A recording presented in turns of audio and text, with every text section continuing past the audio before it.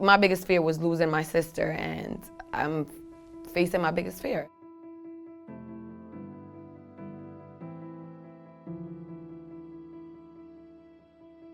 Sing it. Sing it. Wait, let me sing it first.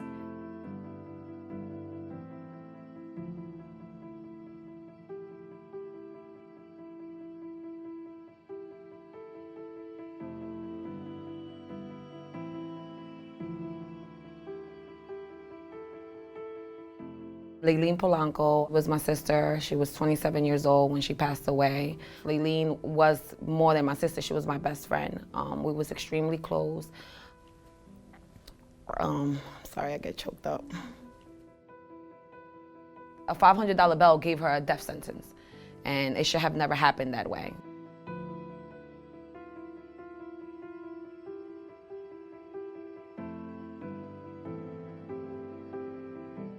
The legal term for this kind of case is deliberate indifference, and it's just so fitting here because what really happens with trans inmates is they're disregarded. They're not considered human, they're not considered worthy of care, worthy of dignity, worthy of respect.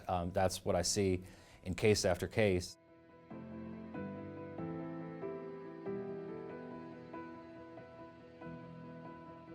The city and the Department of Correction knew that Layleen was at specific risk, both because she had schizophrenia, which should have made her ineligible for solitary confinement. She had epilepsy, which absolutely should have made her ineligible for solitary confinement, even under the city's own policies. She could just, out of nowhere, just, catch one of her episodes, bang her head on the wall or anything, and she's catching a seizure.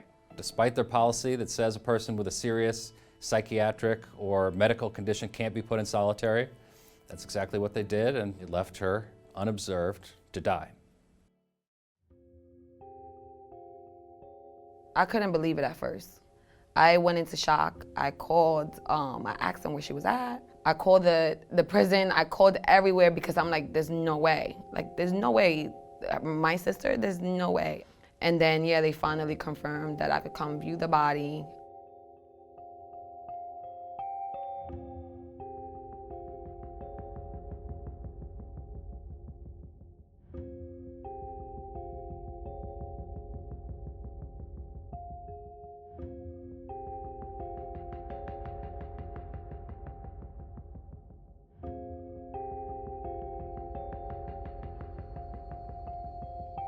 We know that a doctor actually was specifically asked whether she could be put in solitary, and for reasons that we can't fathom, a doctor said, yes, she can.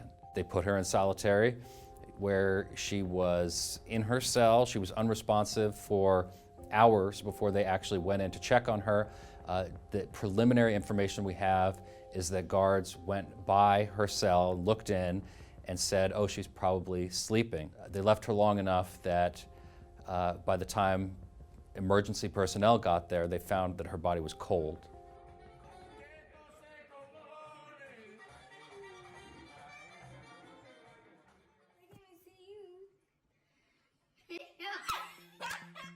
The main purpose of this lawsuit is to get answers, is to find out what happened to her.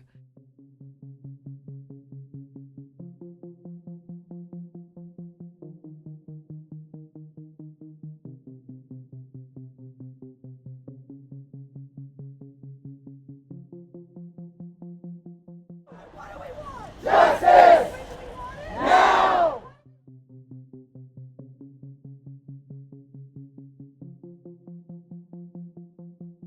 Originally, I'm from Michigan, and I couldn't go home to my family, and she took me to her place.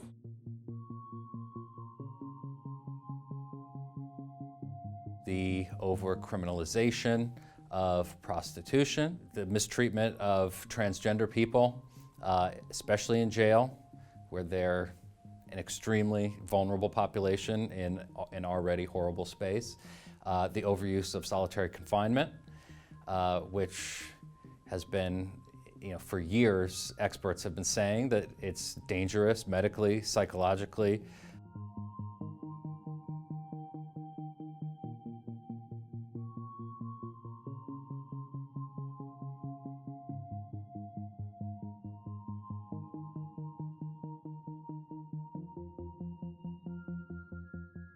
Happy Halloween.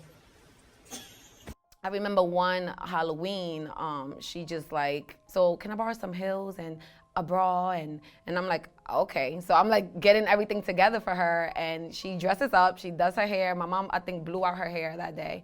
She dresses up, she looks amazing. She goes outside and she's like, okay, this is it. And I'm like, what's it? She's like, I'm ready now. And I'm like, you ready for what? She's like, this is it. It was so easy for her. Like she just, she was who she was. She didn't hide it from the world.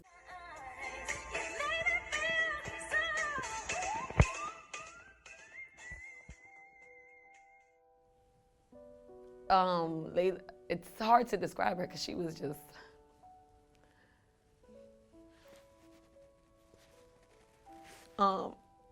she didn't deserve this. Layleen, she was loving, she was caring, she was everything that I wasn't.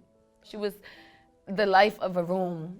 The room was dark, she came in, it's like it got magical all of a sudden. She was very affectionate. Layleen would help anyone. Layleen would give her last to anyone. She didn't deserve to go this way. She did not deserve to die alone, without her family, without her loved ones.